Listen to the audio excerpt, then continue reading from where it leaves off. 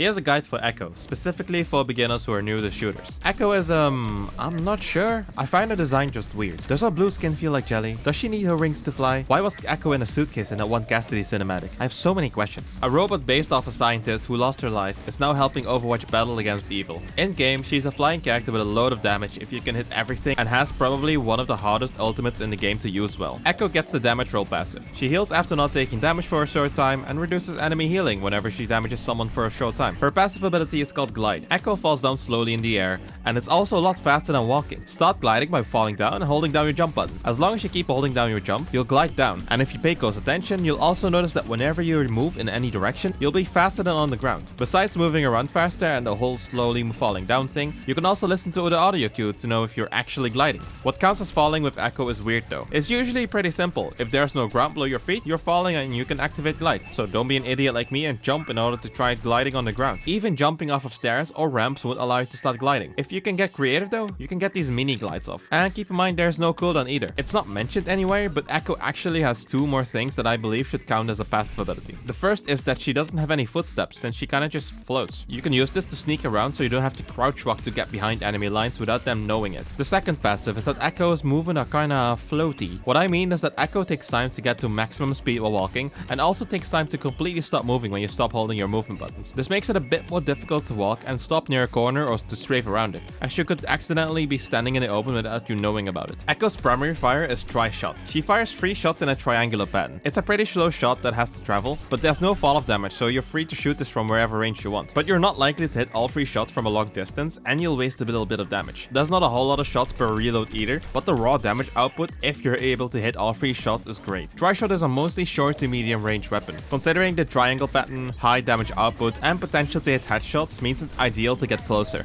But since there's technically no fall of damage, you can safely spam this from afar and still get some value out of it. It's a lot more damage than a Reaper waiting behind a wall is doing, twiddling his thumbs. Sticky bombs is a secondary fire. Echo fires off multiple bombs that stick to enemies and the walls hit. After hitting something, they stick and explode after a short delay, dealing damage in a small area around the explosion. Targets hit can take damage from both bombs sticking to them and the explosion. Any bombs that hit directly on a target deal a small amount of damage on sticking, but sometimes you may choose to just shoot the wall or a floor near a target, like when they have a shield. It's a relatively slow projectile, so people can react to it before it hits them. And there are also abilities that either block or get rid of sticky bombs even after it's stuck to someone. Sticky bombs are shot rapidly after pressing down on your alternate fire. This means that you can either stay still and stack your bombs on one point, or slightly move in order to spread them apart. Sometimes you just have to predict where the enemies will be when the sticky bombs land, so spreading them apart helps hitting at least some of them. But if you're able to hit a stationary target and you can hit all sticky bombs, go for it. Hitting all sticky bombs nearly kills all non-tank heroes. This ability is incredibly strong if you're able to hit everything.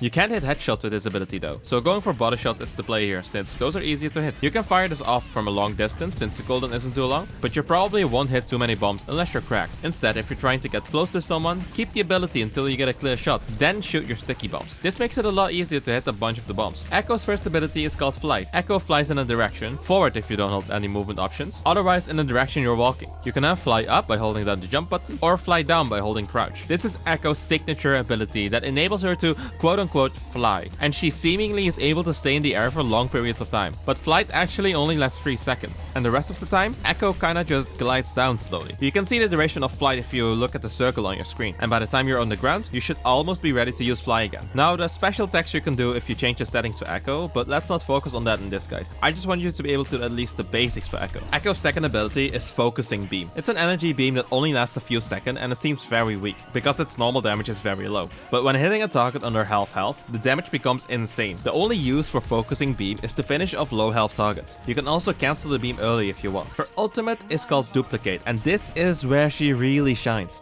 Echo copies an enemy and becomes that hero for a while. Echo can use all their abilities and charges the copied hero's ultimate at a way faster rate as well, usually allowing Echo to use the copied hero's ultimate at least once during Duplicate. And if Echo's health goes to 0 while copied, Echo reverts back to her old self. This is one of the hardest ultimates in the game, because if you want to use this ultimate optimally, you'll want to know how to play all heroes. Usually, it's best to just copy the tank, but every now and then, you might want to go for another hero like Life Weaver in order to copy his big tree. Think about if you can use someone's ultimate or otherwise their abilities before copying someone. And whenever you do copy someone, you become invulnerable and can't see anything for a brief moment. It's a big announcement that you're doing something big, and just copying someone in front of the whole enemy team might mean you'll just get blown up instantly. Duplicate requires target confirmation is a hero-specific setting that you can enable to make things a bit easier. Enabling this allows you to press your ultimate, go into a corner, and transform safely, but you only get a short window of time. One more thing that I wanted to mention is that if you were low on health before ulting, you'll get a little bit of health back after transforming back to Echo, but only if you are low enough to trigger this effect. All in all, Echo's a really strong mid to close range hero if you can hit all your sticky bombs, your tri-shot, and then finishing them off with the focusing beam. It kills people really fast. But if you can't get close for one reason or another, it's totally valid to just keep flying around and spam your tri-shot and your sticky bombs from a long range. If you want to get serious about Echo, there's a lot of secret tech that you can learn with their flying, and you should probably know pretty much all the heroes in order to use Echo's ultimate effectively. And that's all for me. If the video helped, make sure to subscribe.